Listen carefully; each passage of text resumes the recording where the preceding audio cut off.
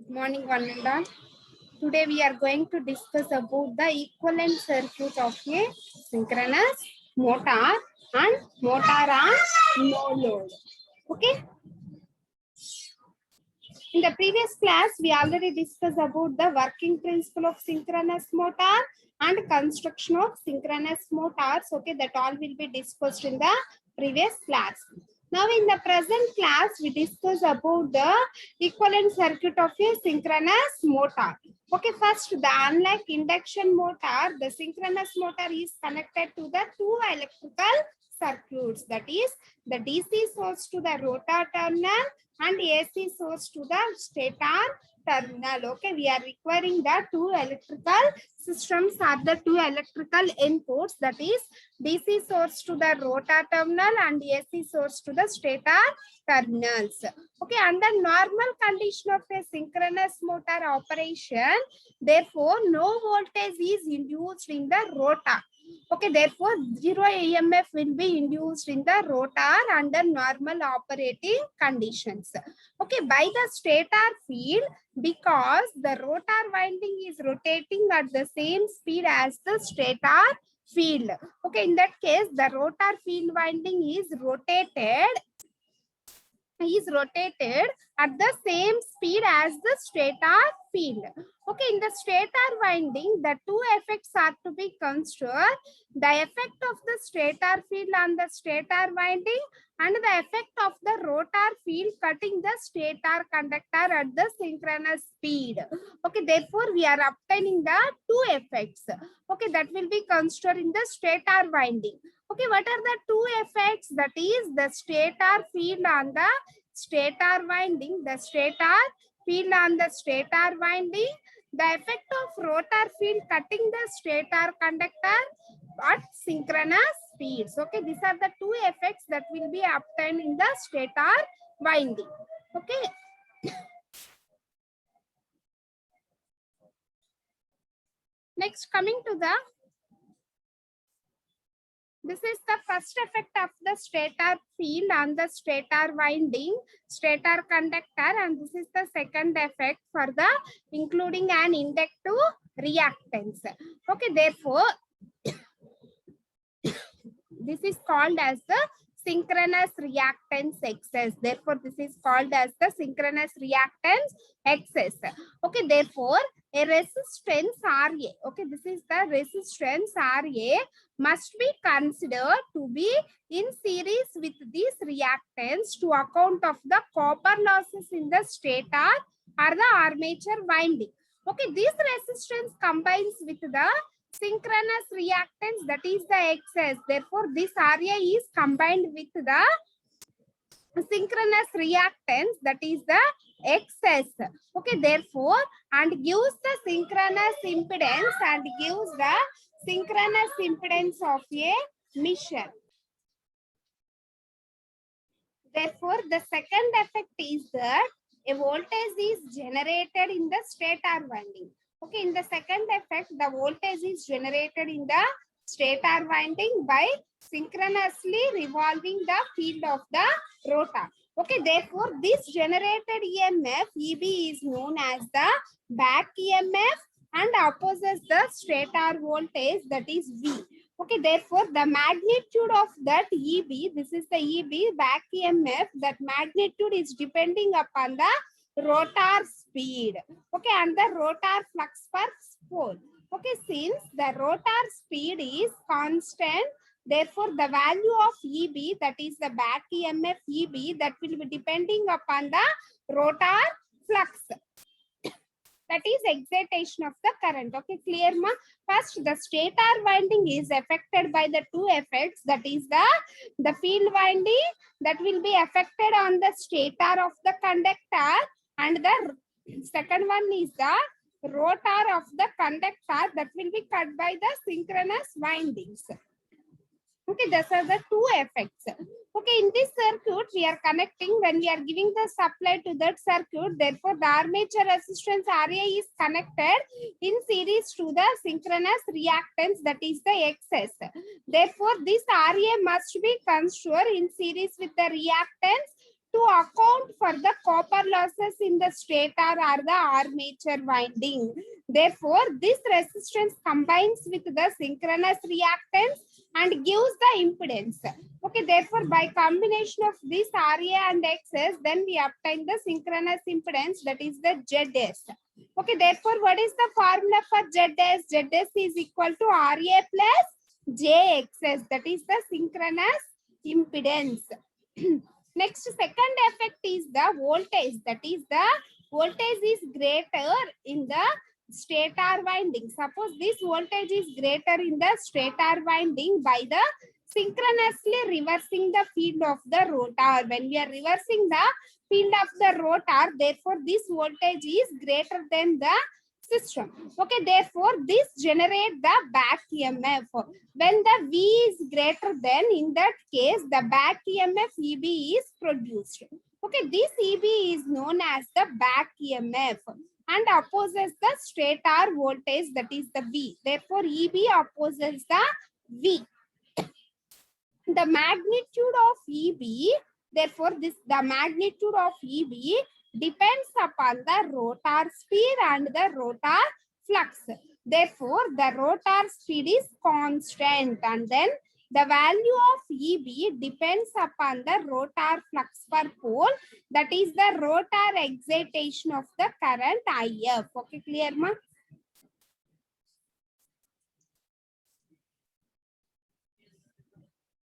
Okay, this figure shows the schematic diagram of a single phase stator connected to the synchronous motor.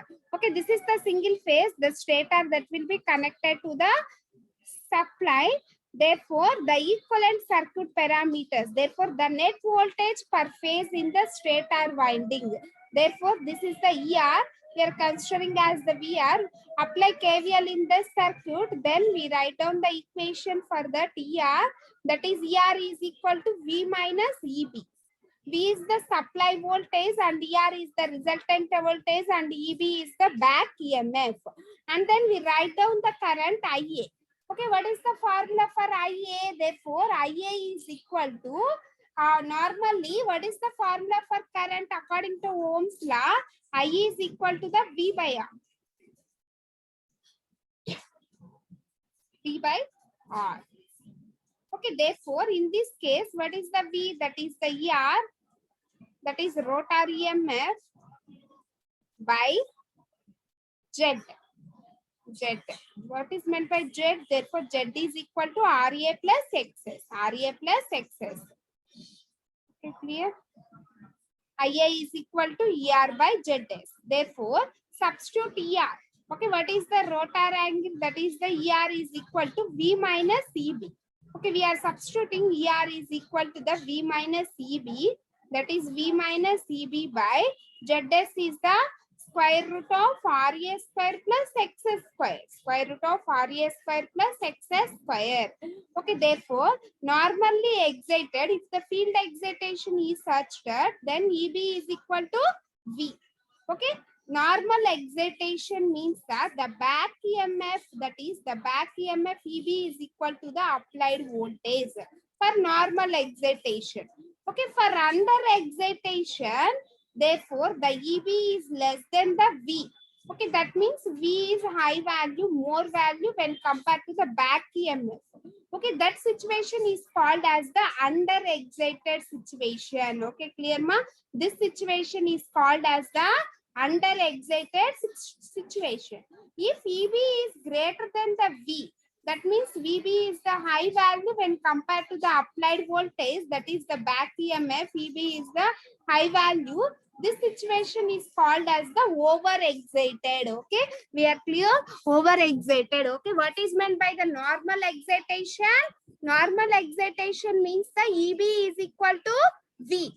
Okay, what is meant by the under-excitation? That is EB is less than the V. And what is meant by the over-excitation? That is EB is greater than the V. This is called as the over-excitation. As we shall see, for both the normal and the under excitation, the motor has the lagging factors. Okay, for normal and the under excitations, the motor having the lagging cofactors. Okay, for over excitation, the motor has the leading cofactors. Clear? For lagging cofactors, the motor has the lagging cofactors. In the case of under excitation, the motor has the leading cofactor. In the case of over excitation, in the case of over excitation. Okay, clear, ma?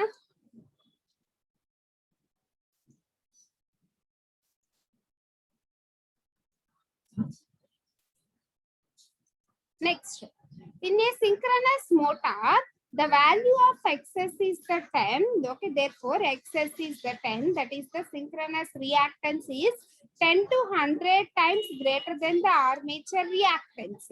Therefore, we can neglect the RA unless we are inserted in the efficiency or heating the effects.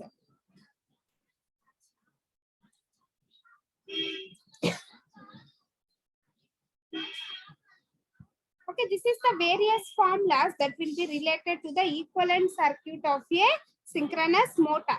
Okay, this is the voltage formula, that is the rotor EMF, and this is the armature current formula, and this is the normal excitation formula, this is the under excitation, and this is the formula for over excitation. This is the condition for that over excitation, and this is the formula for the armature current IA. Okay, next coming to the motor and the load. How the motor that will be changes when we are applying the load on that motor. Okay, in a DC motor and induction motor, an addition of load causes the motor speed to decreases. Okay, in the case of a DC motors and the induction motors, DC motors and in the case of the induction motors, when the load will be increases, when the load will be increases, okay, suppose the load will be in the increasing mode, then the speed, that is N is decreases, then the speed is decreases. Okay, if the load will be increases, the speed will be decreases. Okay, that will be observed in the case of a DC motor and the induction motor. Okay, therefore the decreases in the speed reduces the counter EMF. Okay, when the speed is decreases, then the counter EMF is also the counter EMF is decreases.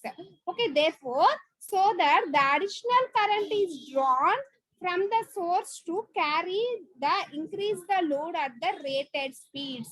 Okay, in that situation, it draws the additional current. Okay, in that situation, it draws the additional current is drawn from the source to carry and increase the load at the reduced speeds. Okay, therefore, this action cannot take place in the synchronous motor. Okay, this will be obtained in the case of a DC motor only, but it does not obtain in the case of a synchronous motor. Why? Because means it runs at a constant speed. There is no changes in the speed. Okay, that's why there is no increase and decreases in the speeds. That's why there is no draw the additional currents in the case of a synchronous motor. Okay, that is the main disadvantage, but that is the main advantage in the case of a synchronous motor. Okay, but in the case of a DC motor and the induction motor, when the load increases, automatically the speed will be decreases. Okay, due to reduces in the speed, the counter EMF will be reduced. Okay, due to the decreases in the counter EMF, the extra current is drawn from the source to carry and increases the load at the reduced speeds. Okay, therefore, this action does not obtain in the case of a synchronous motor because it runs at a constant speeds. Why? Because this disadvantage does not obtain in the case of a synchronous motor means that it draws a constant speeds or it runs at the constant speeds. That is the synchronous speed. That's course the synchronous speed is 3000 RPM at all the loads. Okay, therefore, whereas when the mechanical load on the synchronous motor is increases, the rotor falls slightly behind the stator poles. Okay, therefore, while counting to the run at 990 RPM, that means that we are 10% of RPM speed that will be reduced from the previous case. Okay, therefore, the angular displacement between the stator and the rotor poles, okay, there is some angle difference that will be obtained in case of a stator and the rotor poles causes the phase of back EMF. Okay, due to the angle difference between the stator and the rotor poles, the back EMF that will be produced, okay, causes the phase of a back EMF, that is the EB. Okay, therefore, to change with respect to the supply voltage V, to change with respect to the supply voltage V. Therefore, this increases the net EMF. Therefore, due to that, this will be increases the net EMF ER in the stator winding. Therefore, the stator current IA is equal to ER by ZS. Therefore, the stator current that is equal to the ER by ZS. Therefore, it carries the load, increases to carries the load. Okay, therefore, in the normal operating condition, the motor does not draw the extra current. Why? Because means there is no changes in the speed. It is a constant speed motor. That's why the disadvantage that will be obtained in the DC motor and the induction motor that does not obtain in the case of a synchronous motor. Only whereas in the mechanical loads on the synchronous motor, when we are applying the mechanical load on the synchronous motor, it will be increases to the rotor poles and falls slightly behind the stator poles and falls slightly behind the stator poles while continuing to run at the 2990 RPM synchronous speed. Okay, therefore, there is a small angle difference between the stator pole and the rotor pole. This is the north pole and this is the south pole. Okay, there is a small angle difference that will be obtained in between the stator pole and the rotor pole. Due to that, the angle difference that will be called as the torque angle, okay, causes the back EMF EB. Okay, therefore, this EB to changes the with respect to the supply voltage. The back EMF that will be changes to the with respect to the supply voltage. Then this increases the net EMF. Therefore, this increases the net EMF, the ER in the stator winding. Therefore, the stator current IA is equal to ER by ZS, and then it increases to carries the load, and then it will be increased to carries the load. Okay, clear, ma? Okay, this is the north pole of that stator and this is the north pole for that rotor. There is an angle difference between the stator pole to the rotor pole. Okay, that angle is called as the torque angle, that is the alpha. Okay, due to that alpha, some back EMF that will be induced. Okay, that is the EB. That EB is changes with respect to the supply voltage. Okay, therefore, the following points may be noted in the synchronous motor is that a synchronous motor runs at a synchronous speed at all loads. Okay, for each and every loads, that speed, the motor runs at the synchronous speed. Okay, in this case, the speed does not varies. Okay, therefore, it meets the increases the load not by a decreases in the speed. Okay, if the loads are increases, in that case also there is no changes in the speed. Okay, but the relative shift between the stator and the rotor poles by the adjustment of this torque angle. Okay, therefore, if the load on the motor increases, okay, suppose if the load on the motor increases, the torque angle, that is the alpha, is also increases. Okay, therefore, the load on the motor is increases and then the torque angle alpha is also increases.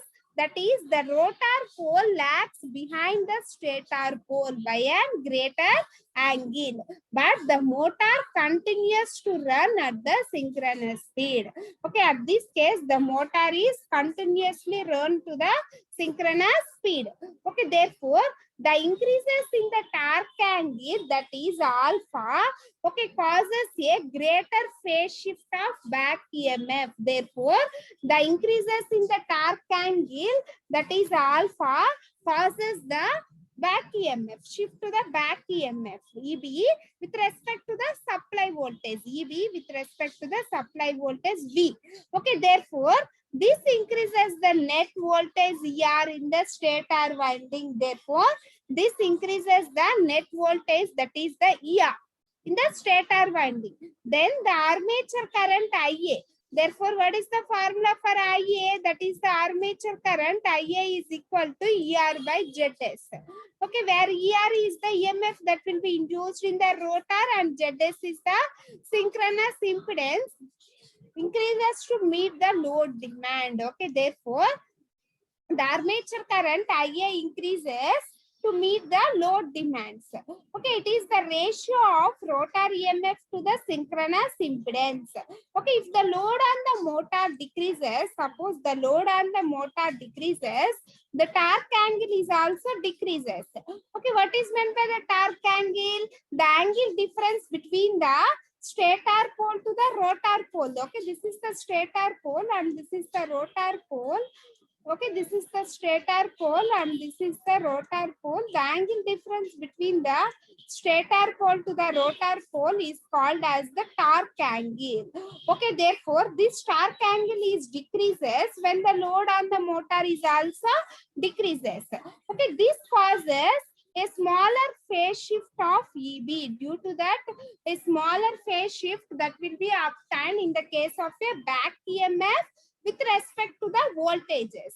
Okay, therefore, the net voltage ER in the stator winding is decreases and so does the armature current is also constant. That is, EA is equal to ER by ZS. Okay, clear ma? What is meant by torque angle? The angle difference between the stator pole to the rotor pole, that is called as the torque angle. If the torque angle is reduces, then the motor load is decreases. Then the motor load is decreases. Okay, therefore the load on the motor is decreases. The torque angle is also in the decreasing mode. Okay, therefore there is a small phase shift that will be obtained in the EB, that is the back EMF. Therefore the net voltage ER in the stator winding decreases and so the armature current IA is also decreases.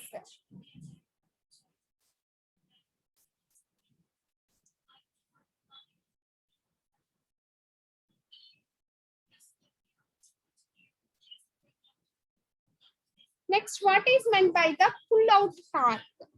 What is meant by the pull-out torque? Okay, there is a limit to the mechanical load that can be applied to the synchronous motor. Okay, when we are applying the mechanical to that synchronous motor, there is a some limit is there. Okay, as the load increases, the torque angle alpha is also increases, so that a stage is reached when the rotor is pulled out of the synchronism and motor comes to the standstill condition. Okay, in that case, the motor comes in the standstill condition. Okay, if the load is increases, therefore the torque angle alpha is also increases. Okay, therefore, so that a stage is reached when the rotor is pulled out of synchronism. Therefore, when the load increases, the torque angle is increases, then in that case, the rotor is pulled out in the synchronism. Otherwise, it is in the synchronous mode. Okay, when the torque angle is increases, in that case only the synchronous motor is pulled out. Okay, and the motor comes to the standstill condition. Okay, and the motor is also come to the standstill condition. Okay, therefore, this load torque at which the motor pulls out of the synchronism is called pull. Okay, is called pull. Okay, therefore, this load torque at which the motor plus out of the synchronism is called the pull out or the breakdown torque. Load torque means the angle that will be changes, that will be depending upon the load. Okay, therefore the load torque at which the motor pulls on a synchronism. Okay, therefore the motor is pulled out of the synchronism by using the load torque. Therefore this is called as the pull out torque or the breakdown torque. Therefore it values varies from 1.5 to 3.5 times the full load torque. Therefore this value is vary from 1.5 to 2.5 times the full load torque. Okay, clear ma? This is called as the pull out torque. What is meant by the pull out torque? Which torque is used to the motor pulls the out of the synchronism. Okay, the torque is called as the pull out torque. Okay, the torque is the load torque that will be used to pull out the synchronism. Okay, therefore it is called as the pull out or the breakdown torque.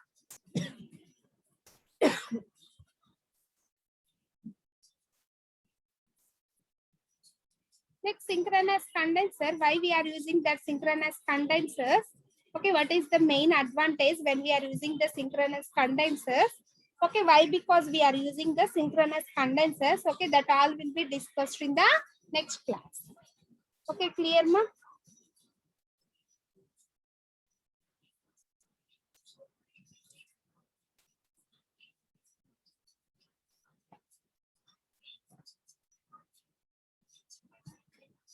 This is the how the motor that will be changes when the load will be increases in the system.